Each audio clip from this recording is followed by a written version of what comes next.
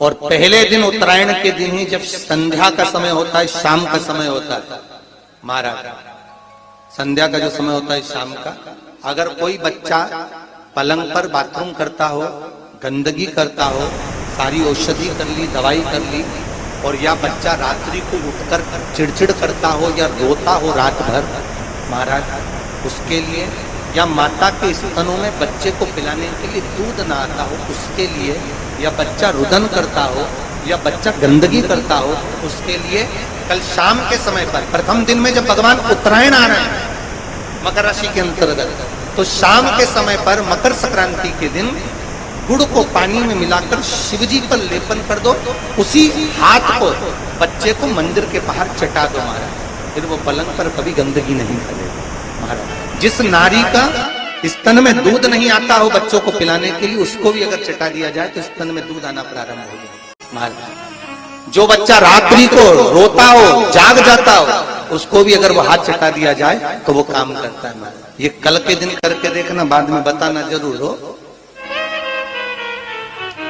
Sugar वाले जीव जिनकी शुगर ऊंची नीची हो रही हो, ज्यादा शुगर की परेशानी आ रही हो और इंजेक्शन लेना पड़ रहा हो, उनके लिए निवेदन है, काली तिल्ली कल के लिए है ये खास तौर से, बाकी के शुगर के लिए तो उपाय और बाद में बता देंगे, पर कल के लिए जो करना चाहे, जिनकी शुगर लेवल में नहीं आ रही है, काली तिल्ली शंकर भगवान के शिवलिंग पर समर्पित कर दो, और उस काली तिल्ली को जब शिव जी पर चढ़ाएं तो महाराज हाटकेश्वर महादेव का नाम लेना है।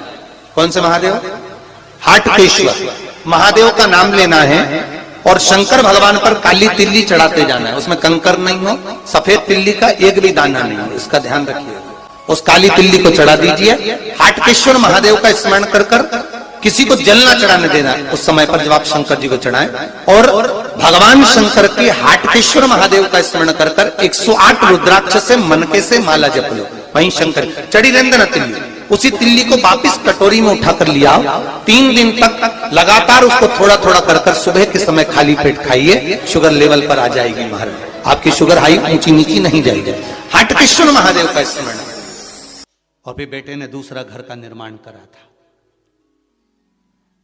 एक घर था कुंभ, फिर इस कुंभ घर में आग लगी थी, तब दूसरा घर बना था मकर, फिर मकर घर में भगवान सूर्य नारायण आए, उनका आदर हुआ, तब जाकर ये मकर संक्रांति हुई। कोई ऐसी हो गई क्या मकर संक्रांति?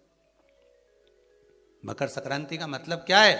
क्यों कहते हैं कि ये 13-14 चीजें आप लोग बांटते हो ना, तो किसको बांटते हो? कि ये 13-14 चीजें आप लोग बांटते हो ना, तो किसको बांटते हो?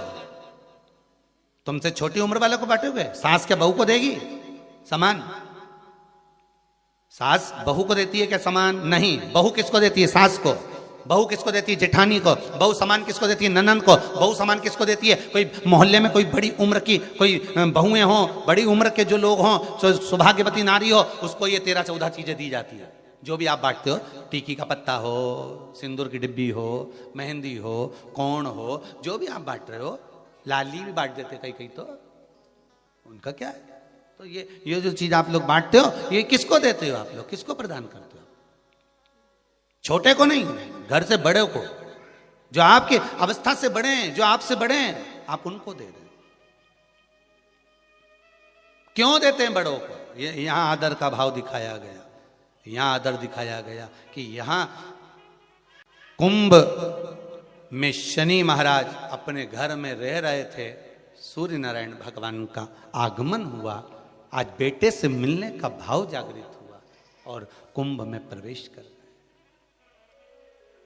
जैसे ही घर में प्रवेश करे, अब घर में प्रवेश करे तो आदर का भाव होना चाहिए था महाराज, आदर का भाव प्रकट होना चाहिए था।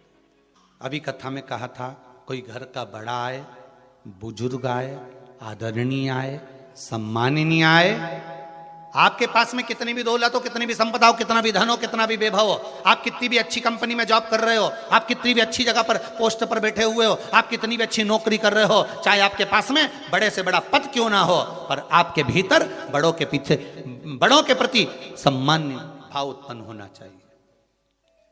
सम्मान का भाव, एक आदर का भाव, आज सम्मान का भाव प्रकट